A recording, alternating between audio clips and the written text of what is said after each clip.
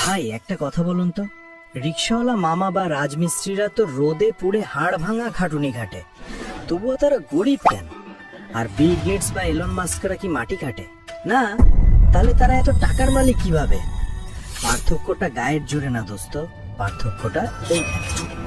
আজ আমি ধনী এবং গরিবের 5টি এমন অভ্যেসের কথা বলবো যা শুনলে আপনি চেয়ার থেকে লাফ দিয়ে উঠবেন, গ্যারেন্টি। নাম্বার 1, বড়লোক দেখানো বনাম বড়লোক হওয়া। আমরা যারা মধ্যবিত্ত বা গরিব, হাতে কিছু টাকা এলেই আগে ভাবি পাশের বাসার ভাবিকে কিভাবে দেখাবো। দামি ফোন, দামি বাইক, ইএমআই এর কিস্তিতে জীবন শেষ।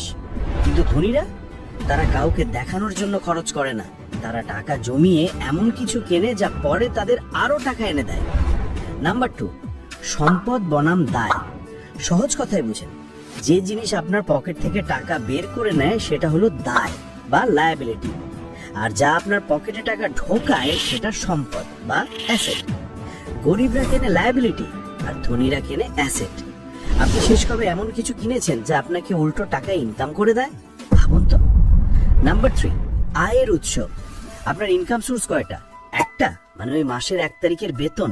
সাবধান ভাই, যদি কাল চাকরিটা যায়, পরশু কি খাবেন? ধনীরা কখনোই এক ঘাটের জল খায় না, তাদের মাল্টিপল ইনকাম সোর্স থাকে। চাকরি গেলেও ব্যবসা আছে, ব্যবসা লস হলে ভাড়া আছে। আপনার কি আছে?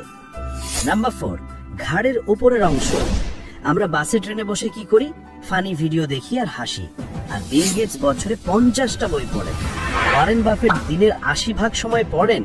তারা জানে পকেটের সাইজ তখনই বাড়বে যখন ব্রেইনের সাইজ বাড়বে। তাই ফালতু স্ক্রোল বাদ দিয়ে আজ থেকেই নতুন কিছু শেখা শুরু করুন। নাম্বার 5, অজুহাত বনাম অ্যাকশন। গরিবরা বলে আমার কপাল খারাপ, বাপের টাকা নাই, সরকার কিছু করে না। আর ধনীরা বলে যা নাই নাই, আমি এখন কি করতে পারি? তারা অজুহাত দেয় না, অ্যাকশন নেয়। জীবন আপনার, চয়েসও আপনার। আপনি কি সারা জীবন অভিযোগ করবেন নাকি আজই জীবন বদলাবেন? ভিডিওটি ভালো লাগলে সাবস্ক্রাইব করে আমাদের ফ্যামিলিতে জয়েন করুন। দেখা হবে বিজয়ের মঞ্চে।